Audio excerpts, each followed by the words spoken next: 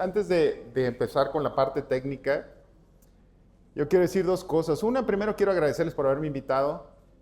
Hace muchos años que no me invitaban a Querétaro. Pues bueno, gracias por haber invitado al evento. Yo sé que es un evento muy importante. Para mí es digno de dar las gracias. O sea, necesito dar las gracias porque haberme invitado a un evento de esta magnitud. O sea, yo agradezco mucho que haya sido. No nomás me mandaron la invitación, no, si me dijeron que si quería venir a dar una plática. Entonces yo agradezco la deferencia, ¿no? La doctora y yo somos amigos, pero aparte se agradece. Otra cosa, yo quería comentar, hace muchos años que estudiaba yo el doctorado, yo vivía cerca de la Ciudad de México y nos convocaron, o nos invitaron a cardiología con el doctor Pedro Reyes.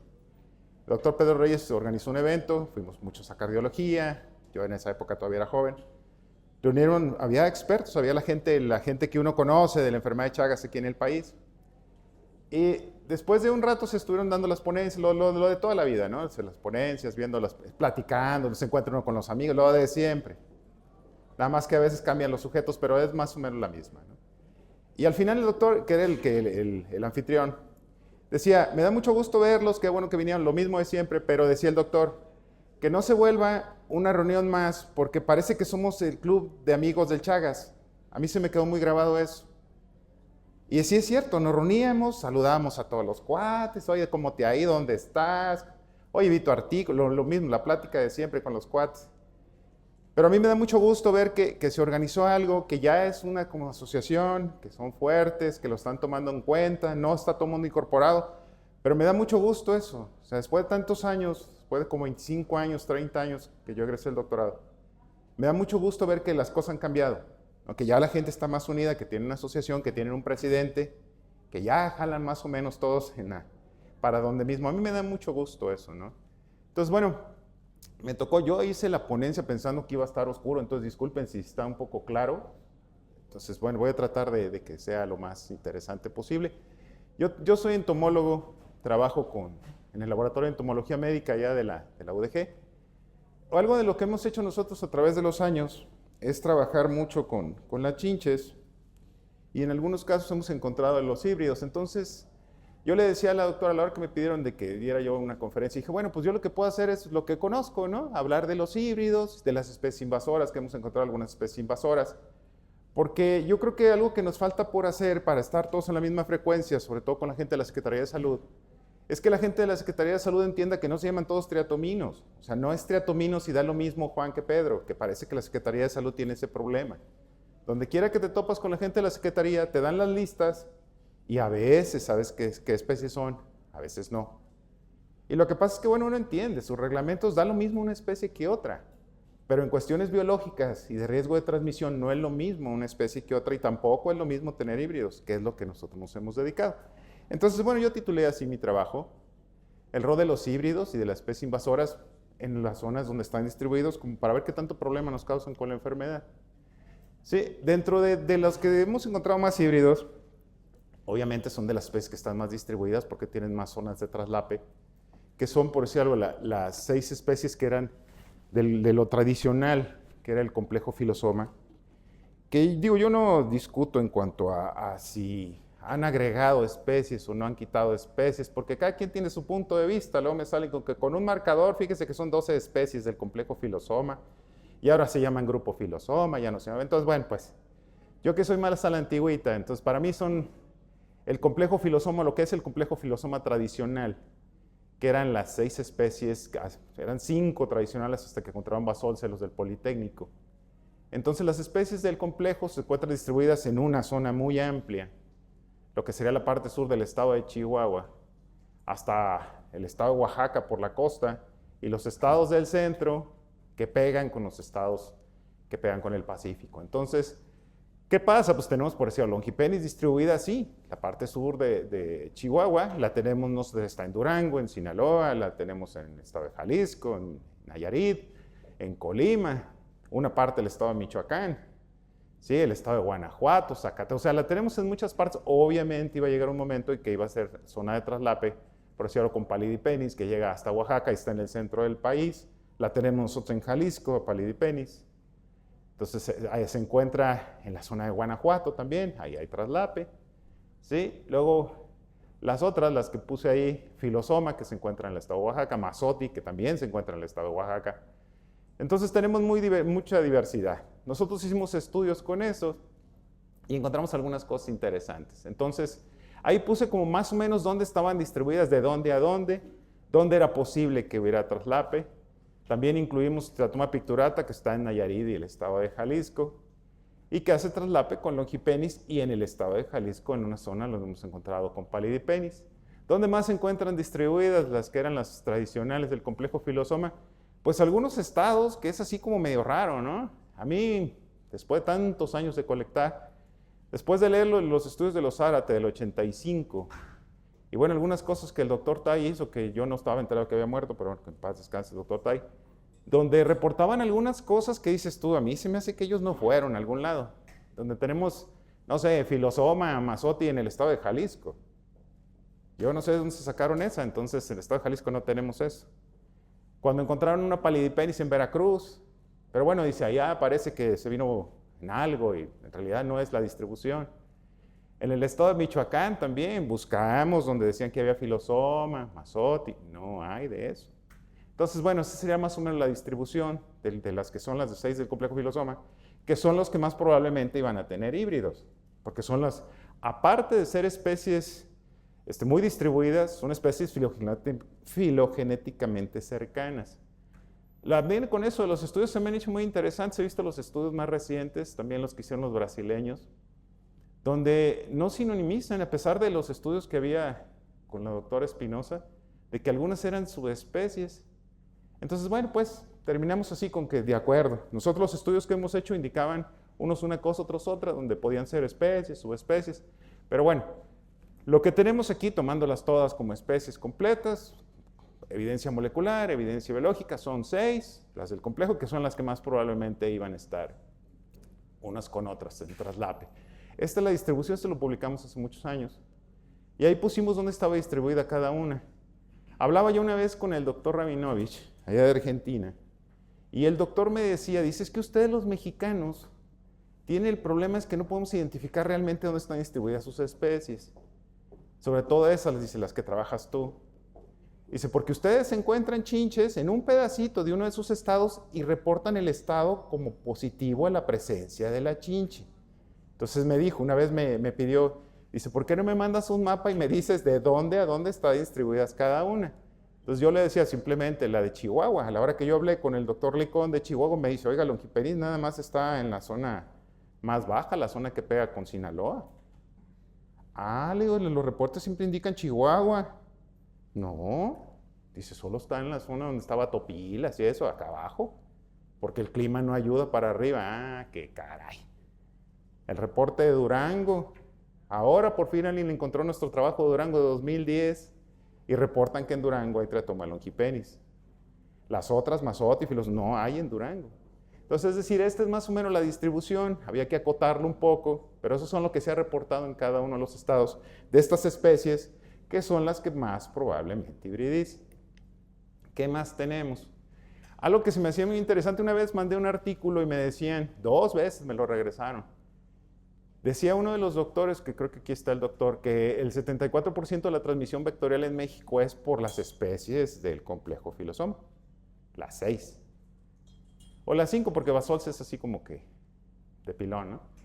Los indicadores entomológicos de estas varían por zona, pero frecuentemente como un tercio, un quinto, un tercio de las chinches están infectadas. Y la mayoría son peridomésticas, pero lo que tienen de peridomésticas es que luego les da por invadir las casas. O sea, no te encuentras las colonias dentro de la casa, pero sí invaden muy frecuentemente. Entonces, las del complejo sí te causan una serie de problemas entre la distribución y todas estas cosas, ¿no? Entonces, ¿qué hemos hecho también con respecto a estas especies que hemos colectado en muchos lados? Y lo que hemos encontrado también hemos estado compilando a ver dónde podía haber híbridos. Hace muchos años, buscando chinches en el estado de Jalisco, que me dieron un proyecto, me encontré unas que eran muy, muy evidentes, que era la cruza aparente de Palidipenis con picturata. ¿Qué parecía? Parecía las dos cosas. Tenía el pronoto de uno, tenía el concilio de otro. O sea, tú la veías, por ahí creo que traigo la foto, y la chinche se veía que era un híbrido. La llevé a Brasil La llevé a la chincha allá a Brasil, a los Osvaldo Cruz que me invitaron. A ver qué me decían. Pues Galbao la vio así, dijo, bueno, pues sí, sí parece un enorme, le hizo mucho caso. Se la llevé al doctor Brailovsky, a la UNAM. Brailovsky me dijo, pues es palidipenis, véala. Le digo, sí, doctor, pero tiene el pronoto anaranjado. Ah, no, entonces es picturata, doctor, pero tiene las alas color crema. Ah, entonces no sé qué es. Ok, doctor, gracias. Entonces, esa la encontramos, era la que era muy obvio que era. Entonces, buscamos en los demás pueblos que nos tocaba con el estudio. Buscamos en otro pueblo ahí cerca de Otlán, en el sur de Jalisco, y encontramos Longipenis por palidipenis. Ahora, la ventaja de ser biólogo es que uno tiene la visión de campo. Yo hablaba con los de vectores, he hablado con los de vectores de Jalisco, he hablado con los de vectores de cada una de las localidades, y de todo el mundo lo que agarra, tú vas con la gente de la región sanitaria donde está Tecomatlán, y la gente está un poco más sensibilizada, entonces te reporta Longipenis y palidipenis, punto. Es los que son morfológicamente Longipenis y morfológicamente palidipenis. A mí se me hizo muy extraño que en las mismas piedras estuvieran todos revueltos, y entonces como buen biólogo me los traje al laboratorio, y empezamos a ver qué hacían. Los separé por morfos, me traje las hembras separadas, o sea, hice 4 grupos, de acuerdo a la morfología, entonces machos y hembras de uno y machos y hembras del otro, y me los traje. En el laboratorio los pusimos solas las hembras, a ver qué hacían, pusieron huevos, criamos los huevos y empezaron a segregar, eso fue lo interesante. Nos pasó lo mismo con Picturata y Longipenis en Nayarit. Filosoma y Mazotti yo no la hice, unos amigos que parece que no vinieron, del Gea González, que estaban en la UNAM, hicieron eso, o sea, se fueron a buscar esas chinches y ellos infieren que como están en traslape y encontraron algunas chinches que tenían unas características medio raras y luego las analizaron molecularmente, entonces ellos infieren que son híbridos. Entonces, bueno, tenemos muchas zonas de traslape donde estamos encontrando los híbridos. Ahora, esto de los híbridos es algo interesante. Hace unos años era como que, bueno, ¿existen o no los híbridos? Era como la pregunta.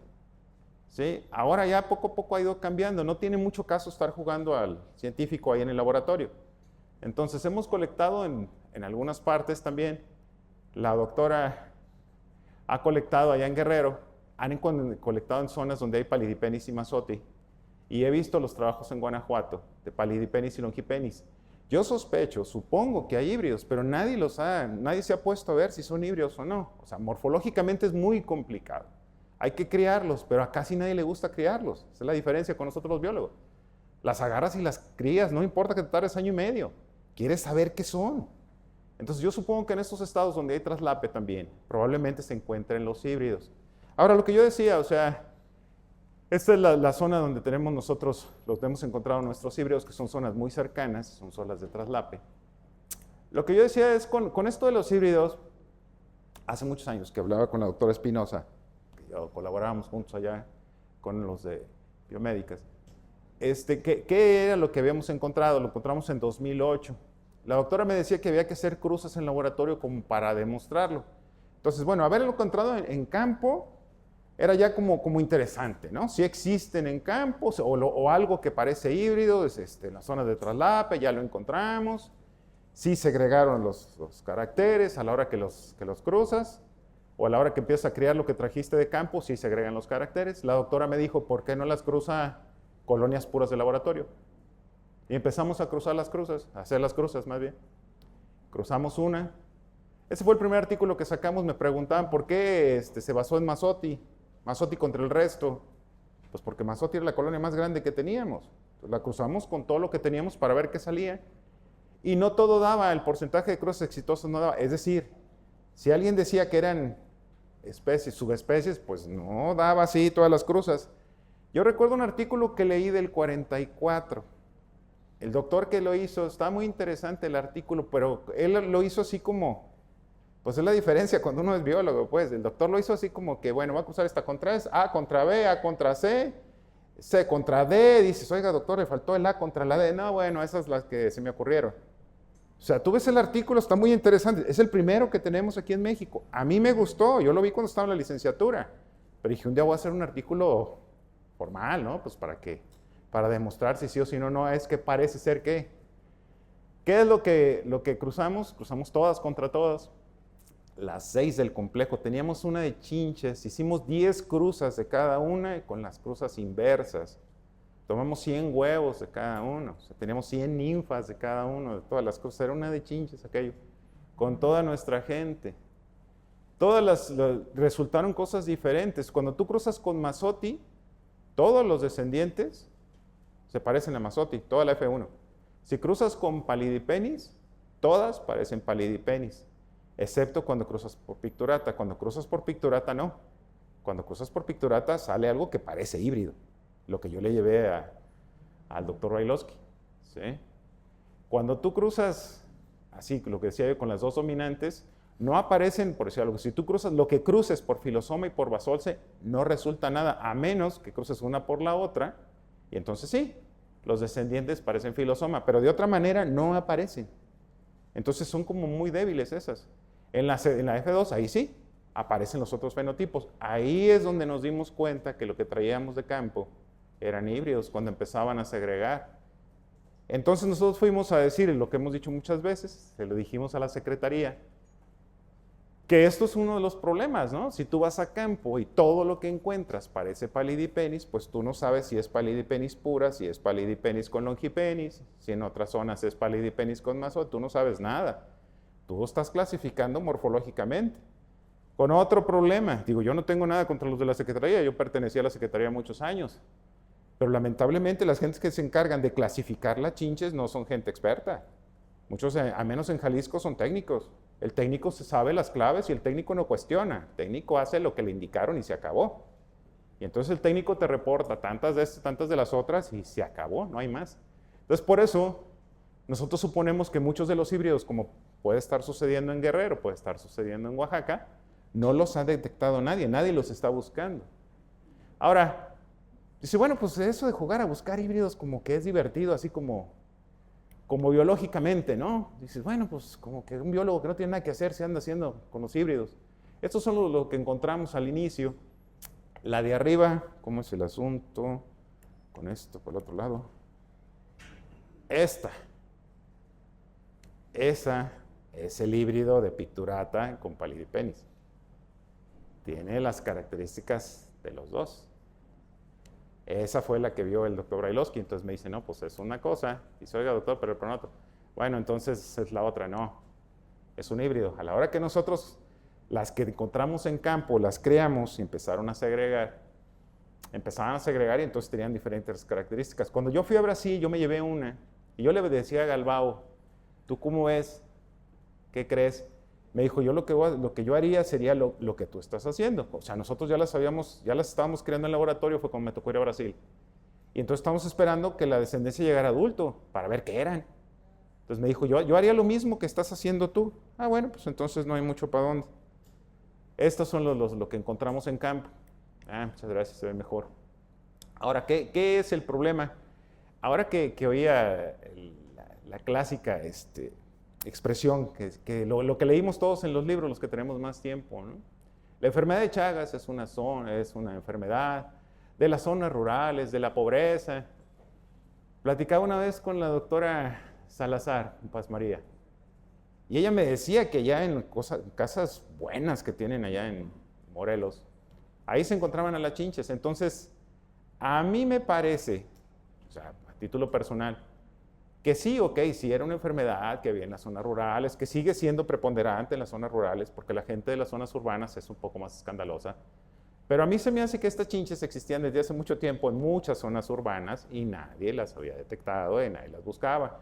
Porque hay otra cosa, todos sabemos que, al menos aquí en este país, las zonas urbanas no son las zonas urbanas y todos son edificios y casas buenas. También las partes de las orillas están feas. Guadalajara hay muchas zonas y es una urbe. Aquí también hay unas zonas medio fellitas y se supone que es zona urbana también. Entonces, bueno, asociarlo a eso, a la clásica casa, a mí me gustaba ir a los congresos y me gustaba ver las casas que siempre ponen, las de Yucatán, las que había en Chiapas hace 40 años, ¿no? Las de palitos con techo de palma. O esta es la clásica casa del centro del país, ¿no? Con teja y hecha de adobe. Y lo que les enseñaron a todo el mundo, hay que buscar en el adobe, porque en las hendiduras del adobe es donde están las chinches. Y ahí anda uno busque y busque y ya no encuentran los chinches ahí. Es raro que haya adobe, casi todo el mundo ya lo recubrió. Es raro que haya techos de teja, que estén el puro techo de teja, ya las ponen de adorno. Entonces ha cambiado mucho las cosas. Esos son los parámetros biológicos. Ah, qué mala onda que no se ve.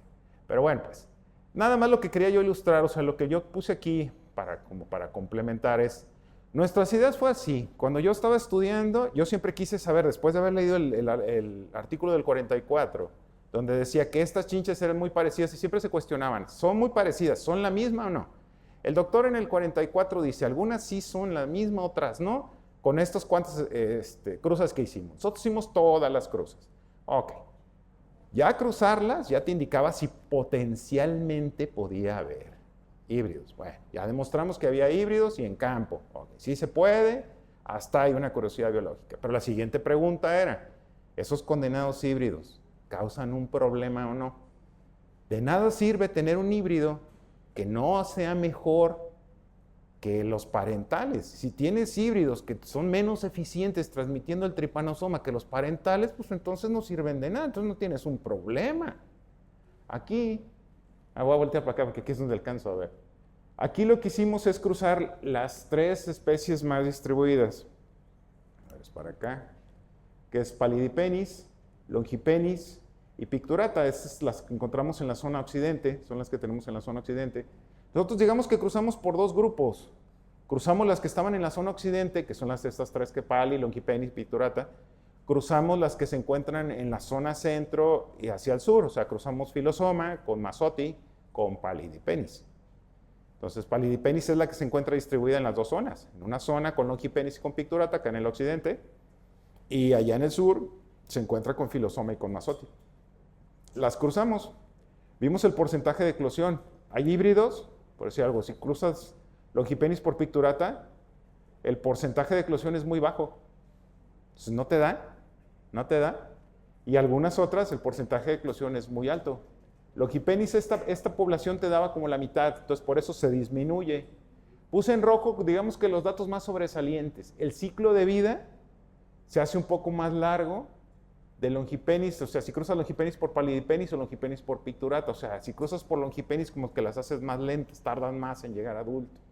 Y sí hay diferencia con respecto a los parentales, o sea, para Longipenis cruzarse es una desventaja.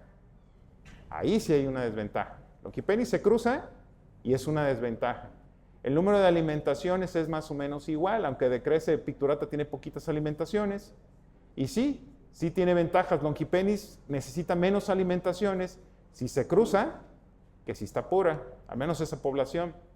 La mortalidad también de esa población a la hora de cruzar, a Longipenis le es muy desventajoso cruzarse. Curiosamente, tenemos la cosa que las Longipenis, la zona de traslape, tanto con Palidipenis como con Picturata, es muy pequeña. Entonces, Longipenis sí tiene buenos parámetros donde no se cruza. O sea, uno pensa, a mí lo que me interesaba era eso, ver si había heterosis, si había vigor híbrido, o sea, ¿qué pasaba? Porque digo, una cosa es que lo hago uno en laboratorio y es así como que interesante y, ok, lo que yo siempre quise saber, y otra cosa es, bueno, y ya aplicado, ¿de qué sirve? Entonces también el porcentaje de hembras pues sale más o menos igual, ¿no? Aquí casi siempre sale mitad y mitad, pero para Longipenis y Palidipenis sí salía un poco más alto. El porcentaje de huevos, digo, la cantidad de huevos por día es más o menos el estándar. El único que es un poco más alto era la población esa de Palidipenis. Ahora, dice uno, bueno, pues es que salen bajitos algunos. Sí, bueno, nosotros con el paso del tiempo hemos hecho más y más estudios y hemos hecho poblaciones diferentes en diferentes lados. Y entonces hemos encontrado que las poblaciones también varían.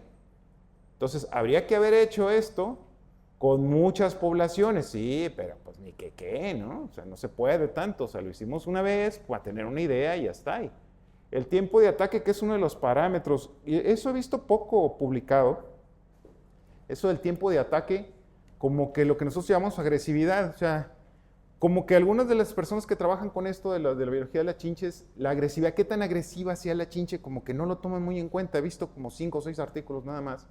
Y entonces nosotros nos encontrábamos que eran chinches agresivas, o sea, tú las cruzas y son más agresivas que los parentales, o sea, empiezan a comer más pronto. ¿De qué te sirve? Dice, ¿qué tiene de importante? Bueno, las chinches agresivas que platicábamos el otro día, también ahora en el curso, sobre Barberry, que Barberry para la Secretaría de Salud, de acuerdo a lo que tienen publicado, es una de las especies más importantes a nivel país. Yo no lo dudo en cuanto a distribución, en cuanto a otras cosas. Pero es como decía un artículo, es una chincha tímida. O sea, Barberry, tú te mueves tantito, le soplas y sale corriendo. O sea, no come. Y las chinches agresivas, como la clásica que es Dipetalogaster, así te estás moviendo y va y te pica. Entonces eso es importante. El tiempo de ataque, qué tan rápido la chinche se alimente. Dice, oiga, ¿qué tiene que ver una cosa con otra? Bueno, si tú eres una chinche y vives en un lugar donde no hay mucho alimento, ¿cómo le pasa a Dipetalogaster? Se pone el alimento ahí de modo y tú te tardas horas en decidirte si te vas a ir a comer, pues se va a ir el alimento. Entonces las chinches esas es bueno que sea agresivo, es uno de los parámetros que nosotros medimos, ¿no? Qué tan rápido empiezan a comer. El tiempo de alimentación. El tiempo de alimentación, ese sí es un parámetro un poquito más común. Es qué tanto tiempo duran comiendo las chinches, ¿no? Qué tanto tiempo duran pegadas ahí comiendo. Por un lado es bueno, por otro lado es malo. Entonces aquí lo que nosotros encontramos es que hay variaciones con respecto a los parentales, ¿sí? Son parecidas, pero de todas formas los tiempos se incrementan. Es decir, ¿qué tiene de bueno? Pues por un lado, para la chincha es una desventaja. Entre más tiempo dures comiendo, más tiempo estás en riesgo. O sea, entre más rápido comas, más pronto te vas a alejar de ahí donde te pueden depredar o te pueden golpear o te pueden hacer algunas cosas. Pero por otro lado, epidemiológicamente, bueno, es mejor que la chinche, o sea, es una desventaja, pues, el punto de interés es que más tiempo duran comiendo las chinches, más probabilidades hay que defequen al estar comiendo. Y, a ver, el de siempre, el tiempo de defecación, que parece que a la hora que lo mandan a publicar, casi siempre este es como el de cajón. Nosotros acabamos de hacer un estudio que hace algunas diferencias, ¿no? Con esto del tiempo de defecación, pero es que tan rápido defequen. Entonces, sí te encuentras que defecan más rápido los híbridos, es decir, en algunos parámetros, los parámetros biológicos, eso de la mortalidad, ¿verdad? Como que hay una desventaja, por si algo, a Longipenis sí se cruza, pero en los parámetros estos del tiempo de defecación, eso, las chinches híbridas sí defecan más rápido, es decir, si separamos los parámetros biológicos, es una desventaja ser un híbrido. En el caso de Longipenis, en el caso de Palidipenis. Si ponemos los parámetros vectoriales, que son lo que nos interesan, entonces es una desventaja para nosotros los humanos que sean híbridos porque son más eficientes. Ese es el problema. Entonces, al menos en laboratorio, eso es lo que resultó. ¿Qué más tenemos? A ver. La siguiente pregunta para mí era, bueno, ok, ya lo hicimos en laboratorio, ya vimos que sí se cruzan, ya vimos que sí hay en campo, ya vimos los parámetros, o sea, es potencialmente un riesgo tener híbridos, o sea, potencialmente sí podemos tener problemas. Pero entonces nosotros dijimos, bueno, una cosa es que potencialmente y otra cosa es vamos a inferir en campo. Vamos a ir a campo. Y entonces en campo fuimos a los lugares, por decir algo, el Talpa de Allende, que es donde está la distribución de Picturata con Palidipenis. Entonces fuimos a muestrear gente. Y ahí el porcentaje de infección varió de donde estaban los híbridos. En Talpa de Allende es donde están los híbridos. En Mascota es donde solo hay parentales. En Mascota están los pueblitos, debe estar como a 20 y tantos kilómetros uno del otro. Están pegados los dos pueblitos. Es en el estado de Jalisco. Es una zona de mucho turismo religioso. Entonces encontramos muy poca gente infectada. Son unos pueblos pequeños. Muestreamos un lugar pequeño. Pero el porcentaje de infección sí varió. Es decir, sí parece, o sea, parece como decía uno de mis maestros cuando estudiaba yo allá en Nuevo León, decía, huele a león, camina como león, ruge como león, probablemente es león. Entonces aquí podemos asociar indirectamente, no hicimos un estudio, pero indirectamente sí podemos asociar la presencia de los híbridos con el riesgo mayor de infección por tripanosoma en la gente. Luego en Tecomatlán, con Autlán de Navarro. Estos dos pueblos están muy cercanos. Igual, en Tecomatlán es donde encontramos los híbridos de Longipenis por Palidipenis. La mitad de la muestra de los que mostramos es un pueblito también. O sea, es nada más para tener una idea. La mitad estaba positivo. En Autlán mostramos más gente porque Autlán es mucho más grande.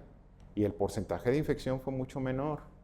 Otra vez, parece ser que si hay híbridos, la gente está más en riesgo. Acá, Estos dos pueblos están como a 30 kilómetros uno del otro, ahí en el estado de Nayarit. El porcentaje de infección resultó más o menos igual. O sea, ahí parece ser a lo que teníamos nosotros, nuestros híbridos eran más o menos igual de capaces que los parentales, lo cual se vuelve a reflejar en esto. O sea, para nosotros, este cuadro, digamos que es el que resume todo lo que hemos hecho biológicamente, porque este ya te indica con la gente, como para poder decir, es que a la Secretaría de Salud, cuando tengan híbridos tienen más riesgo de que les pase algo que cuando no los tengan. Es solamente un presuntivo, pero tenemos la evidencia de que parece ser, necesitan poner un poquito más de atención en eso, o enfocarse a eso, ¿no?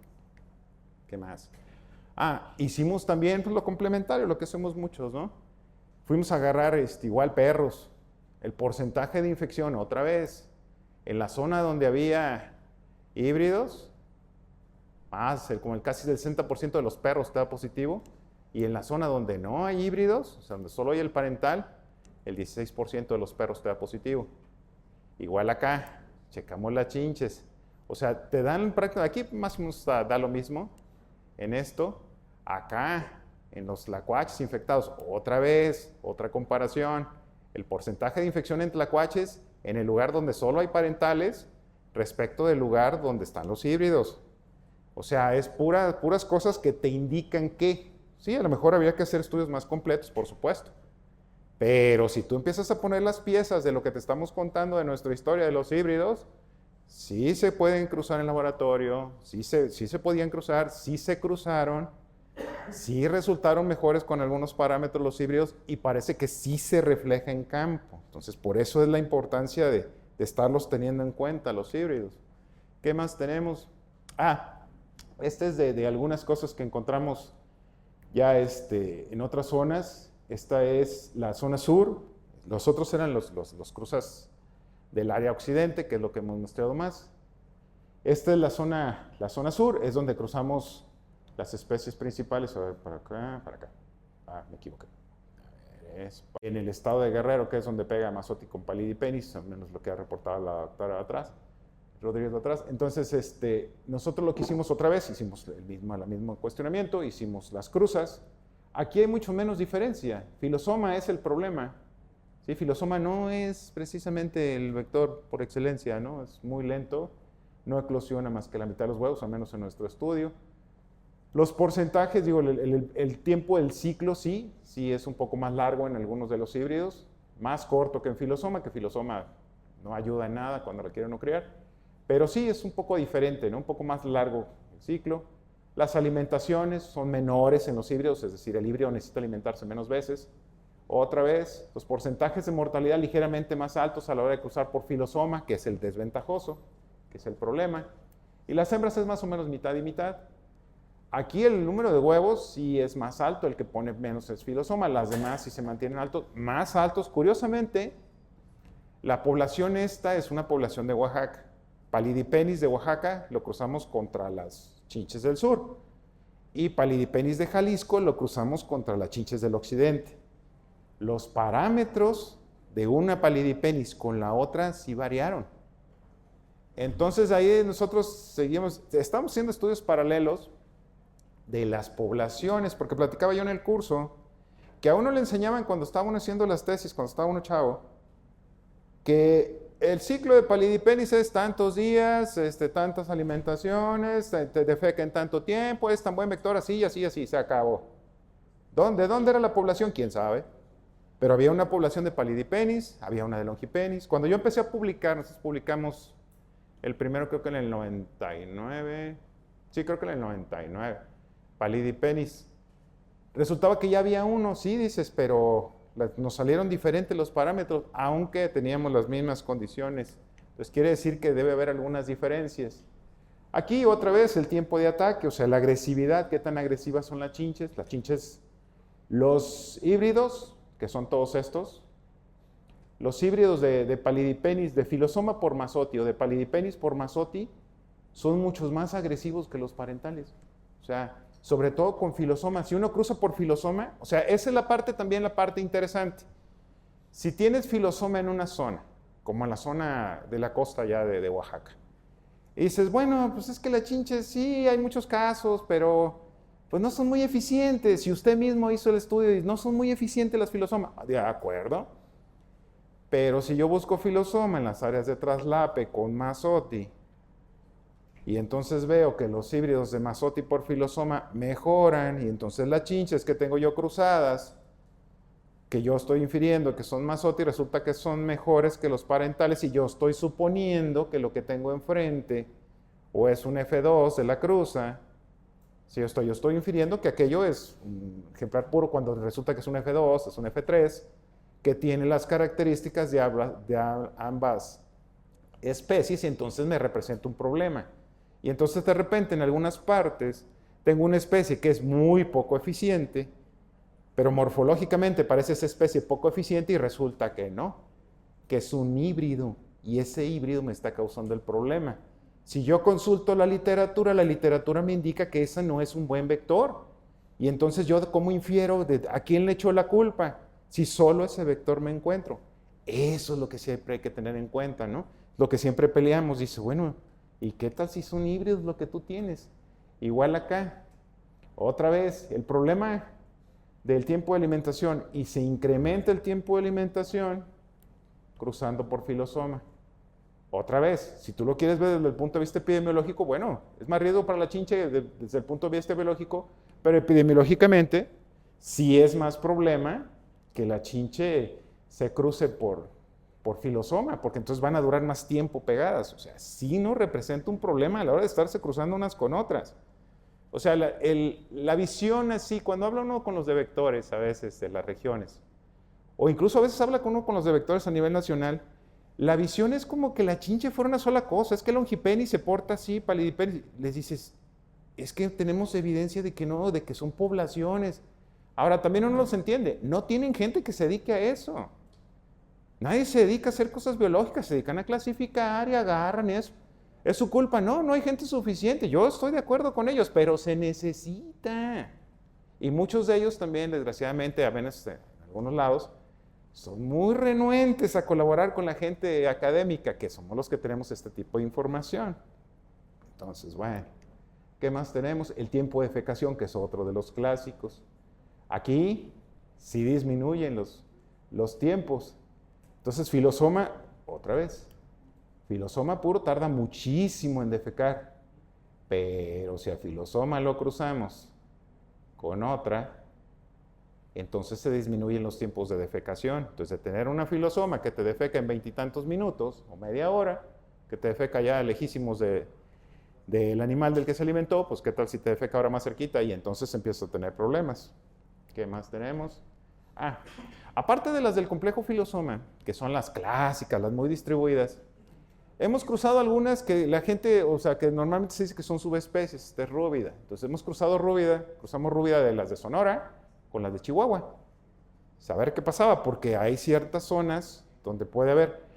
Cuando yo estudiaba la maestría hace muchos años, mi maestro decía, cada vez que veía un mapa de distribución, decía, mira Alejandro, lo único que refleja esto es dónde están los investigadores, porque es donde hemos buscado todos. Y sí es cierto, a la hora que ve uno las referencias, empieza uno a ver que hay huecos en el estado de Chihuahua, hay huecos en el estado de Sonora. Y luego dicen, a ver, ¿quién están? Este está en Caborca. En Hermosillo no hay nadie. Chihuahua. ¿Y en Nogales? No, pues en Nogales no hay nadie. ¿Qué información tenemos? No, pues la información de los gringos. Entonces, tienes que estarles ahí viendo, ver los huecos que tenemos. Nosotros, lo que tenemos nosotros es más reciente. Sí, pero en el estado de Nayarit no tienen información desde hace quién sabe cuánto. La nuestra es la única información de 2001, la que publicamos en 2001 es la información que tienen los de Nayarit. Los de Colima lo publicaron en 2003. Paco ya no volvió a publicar nada en Colima. Entonces tienes un montón de huecos. Dices, bueno, ¿cómo sabes que no se están traslapando ya las poblaciones? Y tú sabes que son una sola población, son varios. ¿Qué pasó? Nosotros tenemos rúbidas diferentes. Morfológicamente son diferentes, ¿sí? Esta es la distribución en todo caso de las diferentes subespecies de rúbida. Y entonces nosotros lo que cruzamos es rúbida sonoriana con rúbida oleri, y la cruzamos la de Chihuahua con la de Sonora, ¿sí? Cruzamos una.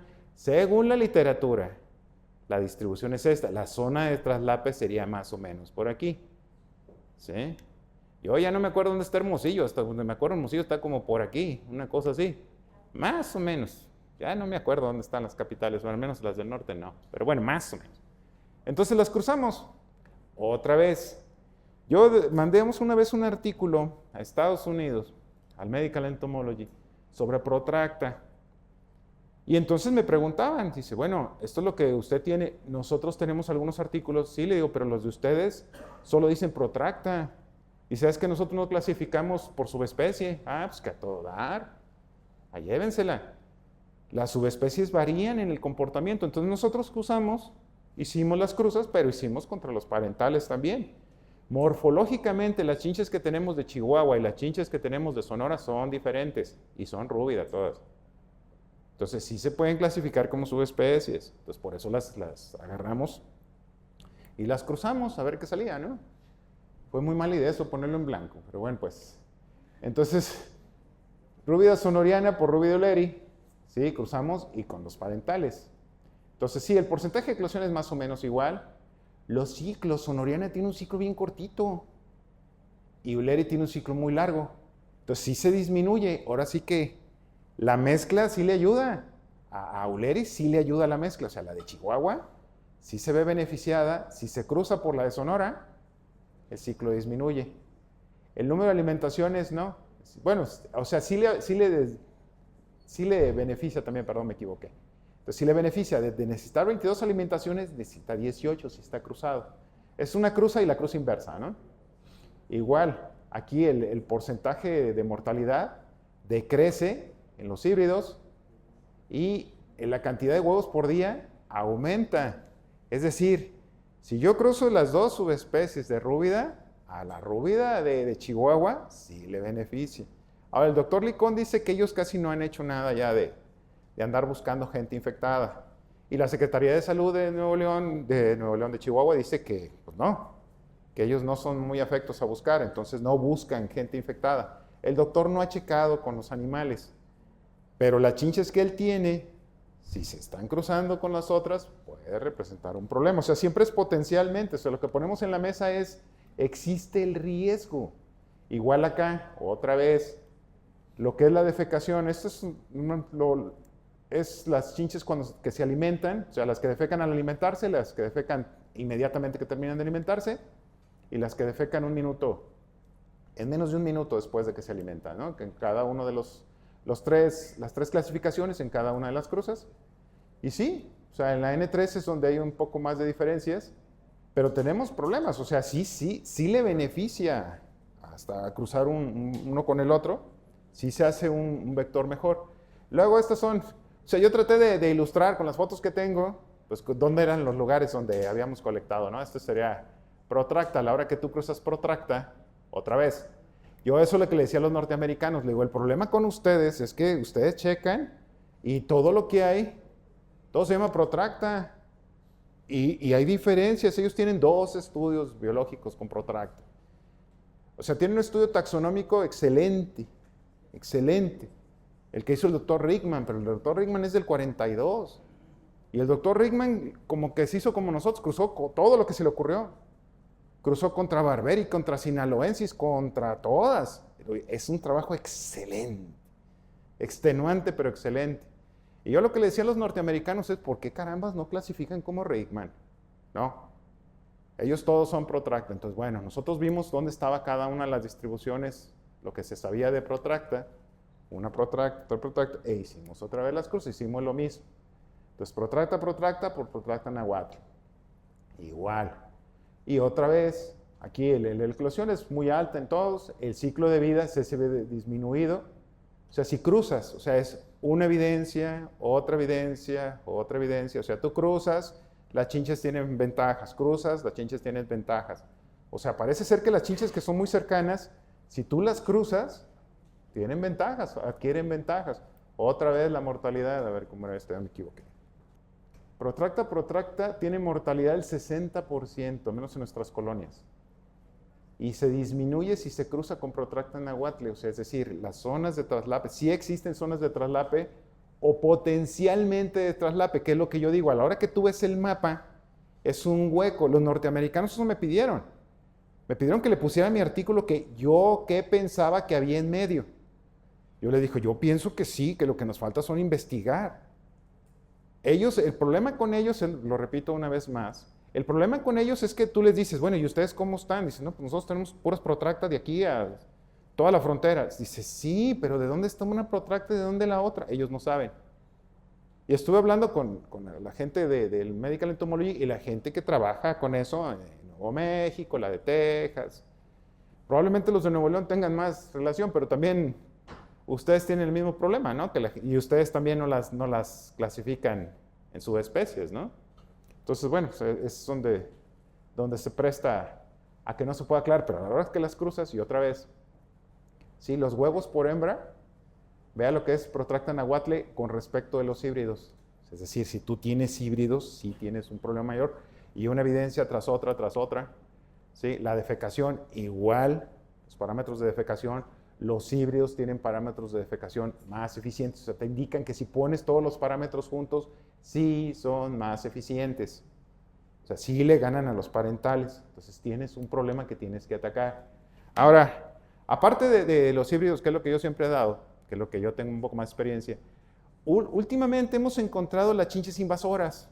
O sea, las chinches invasoras, esta es una definición que tienen los norteamericanos, que es una especie no nativa de un lugar, pero que tiene que causar daño al ambiente, a la salud animal, vegetal. Yo lo descargué lo acabamos de publicar sobre las chinches invasoras, es decir, las chinches que se han distribuido fuera del área donde se supone que viven. Alguien me decía, no, pues es que nada más se están distribuyendo más. No, espérate, si no causa un problema, además estamos enfocados en que este es el parámetro.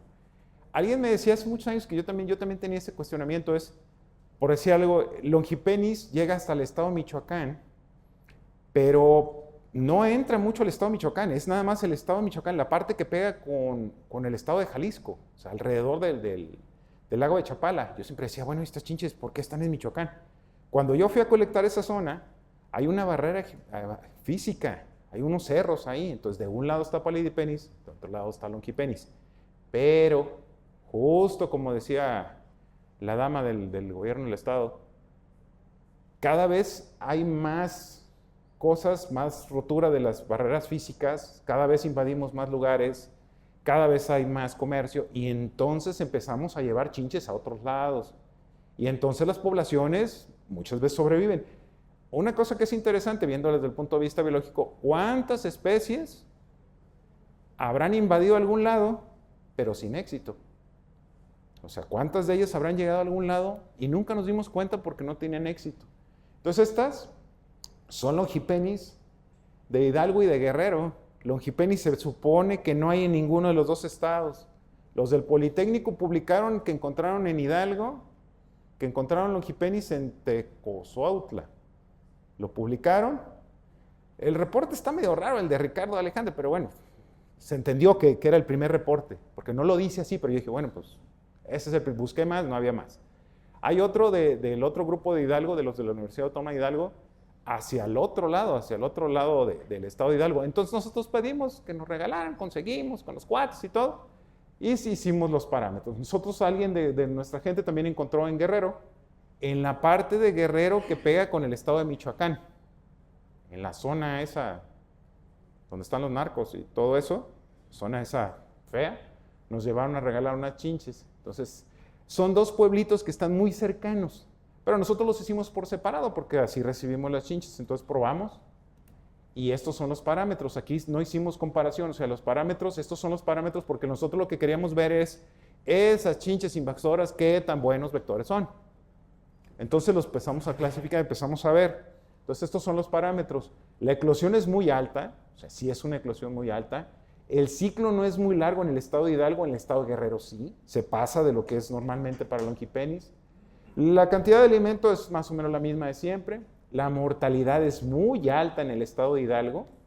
A la hora que lo mandamos, checaba perfectamente con que por qué no es tan abundante en Hidalgo, ¿no? O sea, las especies dominantes son otras.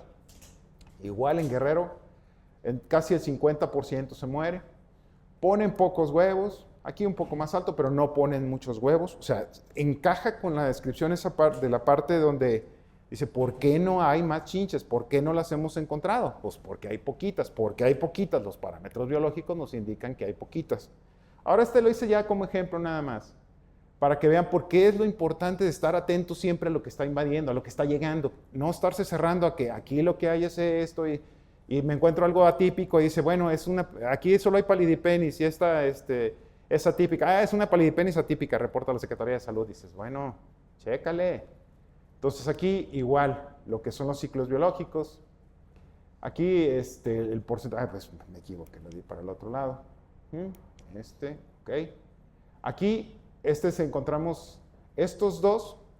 Tratoma lecticularia, que normalmente está solo en Nuevo León. La encontramos nosotros en el estado de Sinaloa, lo publicamos hace ya 6, 7 años. Fue muy interesante porque otra vez, o sea, ese es el gran problema también que tenemos ahorita, ¿no? Estas son de Badiraguato. ¿Quién carambas va a Badiraguato? Pero a nosotros nos las regalaron los de la Secretaría de Salud. Entonces, bueno, pues gracias. ¿No? Entonces nosotros las caracterizamos. La lecticularia resultó...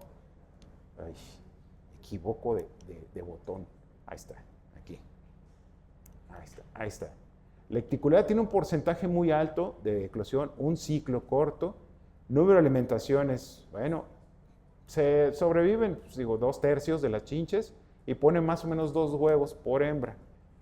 Entonces, en esa zona lecticularia parece que sí funciona. O sea, sí encontramos varias casas infestadas con chinches, sí había de todo el ciclo, o sea, no había nada más adultos. ¿Cómo llegaron? Quién sabe para explicarlo, porque desde Nuevo León está medio lejos. Ahora, los estados que están entre los dos no están monitoreados. Pues sabrá Dios si ya hay lecticularia en medio de los dos estados, ¿no? Los estados que pegan.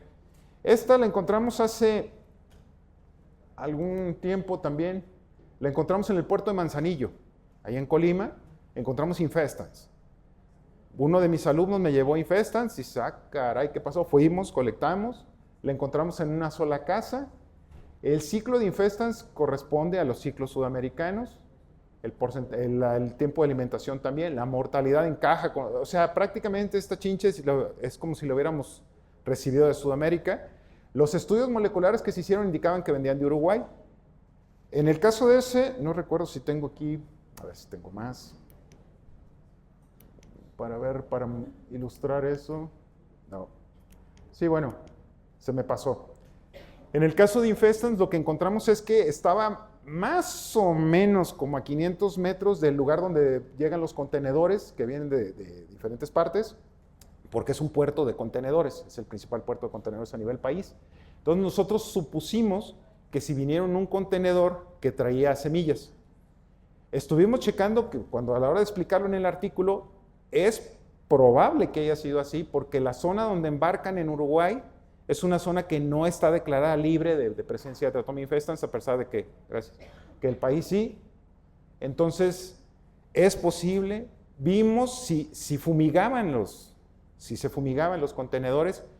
No fumigan los contenedores, muestrean en 5, eso está bien curioso. O sea, muestrean en 5 es así tal cual como cuando jugó uno en los dados, ¿no? Una punta, 2, 3, 4 y en medio.